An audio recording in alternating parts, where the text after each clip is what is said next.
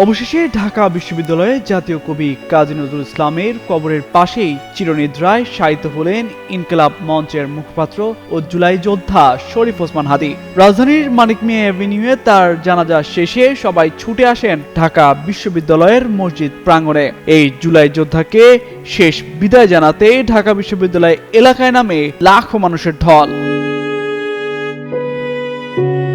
শনিবার বিকেল 3:30টার দিকে বিদ্রোহী কবির কবরের পাশেই সমাহিত করা হয় অকুতোভয় এই যোদ্ধাকে। এর আগে এদিন সকাল 11:40 শহীদ ওসমান হাদীর মরদেহের ময়নাতদন্ত সোহরাওয়ার্দী হাসপাতালে সম্পন্ন হয়। পরে তার মরদেহ আবারও নেওয়া হয় হৃদরোগ ইনস্টিটিউটে। সেখানে গোসল শেষে সহযোদ্ধা ও সমর্থকদের অংশগ্রহণে মিছিল সহ মরদেহ নিয়ে আসা হয় মানিক মিয়া অ্যাভিনিউয়ের জাতীয় সংসদ ভবনের দক্ষিণ প্লাজায়। শহীদ হাদীর নামাজে জানাজাকে কেন্দ্র করে জনসমুদ্রে পরিণত হয় জানাজা স্থল জাতীয় সংসদের দক্ষিণ প্লাজা ও মানিক মিয়া অ্যাভিনিউ এলাকা। বিপুল সংখ্যক মুসল্লির উপস্থিতিতে নির্ধারিত স্থানে জায়গা না হওয়ায় সড়কে জোহরের নামাজ আদায় করেন অনেকে।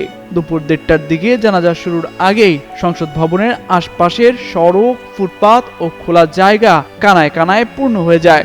জনসমাগমের কারণে মুসল্লিদের একটি বড় অংশ সড়কের ওপরই কাতারবন্দী হয়ে জোহরের নামাজ আদায় করেন। এর আগে গত 12 ডিসেম্বর রাজধানীর পুরানা পল্টনের বক্স কালভার্ট সড়কে নির্বাচনের প্রচারণার সময় চলন্ত মোটরসাইকেল থেকে দুর্বৃত্তরা রিকশায় থাকা ওসমান হাদীকে গুলি করে। গুরুতর আহত অবস্থায় তাকে ঢাকা মেডিকেল কলেজ হাসপাতাল হয়ে এভার কেয়ার হাসপাতালে ভর্তি করা হয়। পরে উন্নত চিকিৎসার জন্য 15 ডিসেম্বর এয়ার অ্যাম্বুলেন্সে সিঙ্গাপুর নেওয়া হলে 18 ডিসেম্বর সেখানে চিকিৎসাধীন অবস্থায় তার মৃত্যু হয়। শুক্রবার সন্ধ্যায় ওসমান হাদীর মরদেহ দেশে আনা হয়।